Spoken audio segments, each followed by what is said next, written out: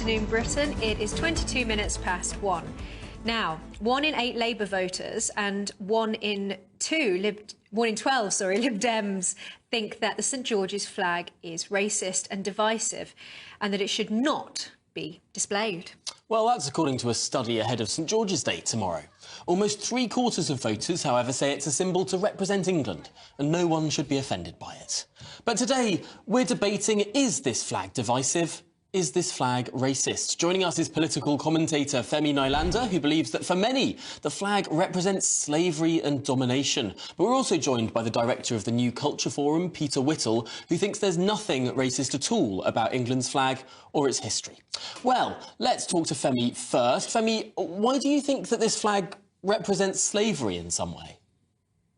Well, I mean, the British flag represents Britain and the English flag represents England. And so historically, when England went to a different part of the world and told the native people, you belong to us, or told the native people, we now own your land and you have to do what we say, or your resources belong to us, which it did to a quarter to half of the planet, it did so under the English and British flag. And what I would say is that the English flag represents England. And so if England wants the English flag to represent something which is inclusive, which is non-racist, England should change the way it acts in the world. To Palestinians currently, against whom a genocide is being undertaken and which England is supporting, the English flag represents the support it holds of the genocide committed against them. To anyone in the world who is currently suffering because of England's actions, and there are plenty of places, I'm happy to go into detail, but we don't need to go into detail now, and I do think it's preposterous if I haven't heard from the other commentator yet, but if the other commentator is saying there's nothing racist about England's history, then I'd invite him to read a history book, because England ran a slave trade against Africans and started eugenics basically under Dalton. UCL was one of the kind of founding birth universities of the whole concept of eugenics. And England also ran an empire. Let's pause there to get the other point of view now. Peter, England ran the slave trade. You know, look, I'm getting just sick and tired, Tom, of these constant attacks on whether it's our history or our heritage or the symbols of those things, and indeed the symbols of our identity. It happens now around about, say, St George's Day. As night follows day, we can expect it. The fact is that this country, how many more times does it have to be said, abolished the transatlantic slave trade, the ships that went round for 50 years after abolition, making sure that abolition was actually enforced. They had these flags, they flew these flags, right? So basically, I am tired of the implied insult as well that there is to the vast majority of people in this country, English people in this particular case. You said at the top there, Tom, and quite rightly, 3/4 of people in this poll were happy with the flag, were proud of the flag, and thought that it didn't offend anybody. Why is it that we are always allowing criticism and voices who basically want to undermine this country? It's a huge insult to the majority of people. I think actually, by way of just finishing here, is that we should make St George's Day, we should not be ashamed of it, we should make it a national holiday. We should turbocharge pride in St George's Day. Femi, come back on that. Well, I mean, he just said, why is it we are always allowing criticism and people who want to, like, how can you say, how is it we always allow criticism against the country when you claim to be a place of, coming from a place of free speech? The whole point of free speech is that you allow criticism. Wait, sorry, just allow me to criticize, please, because that's the idea of free speech that you claim to care about. So why is it we always allow criticism? We allow criticism because there are things to be criticized. We have an open debate. I gave facts. You gave some spurious historical arguments saying Britain led the end of the transatlantic slave trade, whereas Britain was still owned slaves whilst it, I mean, Britain stopped slave trading. They stopped the slave trade. Sorry, Britain abolished the slave trade, but it still owned slaves. It didn't actually abolish slavery. It was still, you were still able to own a slave. You just weren't able to take one from Africa and buy one for many years after it abolished it. And there are many economic reasons as to why Britain did that. And when it did that, it paid off the slave owners. Until 2015, the slave owners, the British taxpayer, was still repaying the money that was given to the slave owners to purchase the slaves. And so we were still paying off the slave owners. We talk about reparations. Reparations were paid to the owners of human lives, not to the people who were actually enslaved. And we, as the British taxpayers, were paying those reparations to the slave owners until less than a decade ago. So this is the reality. And no matter how much you try and shut down free speech, no matter how much you say criticism of the British flag or the English flag should not be allowed, why are we allowing criticism? It doesn't change the historical facts. It doesn't change the historical record. Rubbish. Listen, first of all, I am not trying to close down free speech. Here you are having your free speech.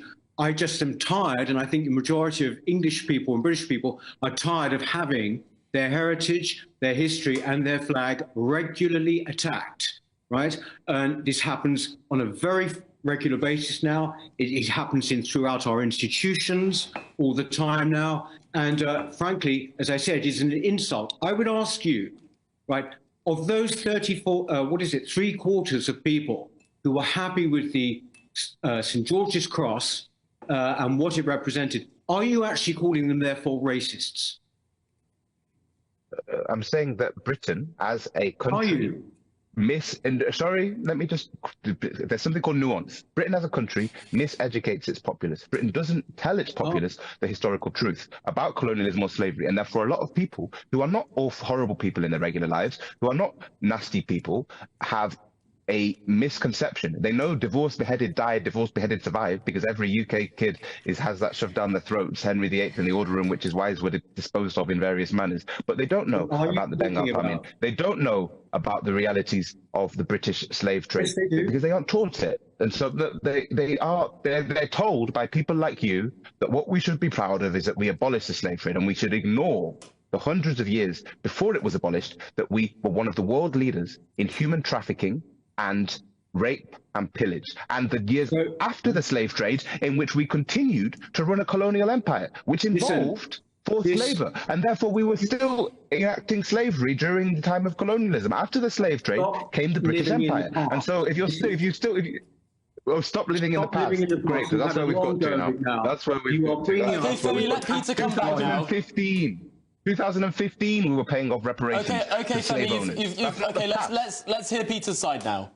Listen, look, the fact is, this has come out of a poll which says that a certain number of Labour voters actually, think it's racist or whatever.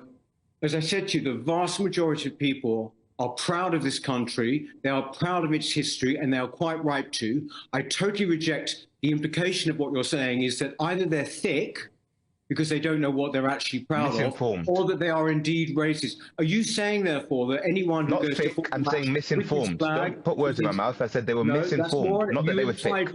Not that they were thick. I said they were misinformed. That they've been miseducated. Not that they're thick. The only person who's misinformed is you here.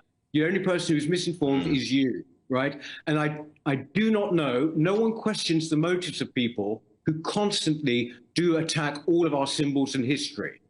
When I am proud of the English flag and talk about it, we have to sort of account for our views. What are our motives, really? What all of that.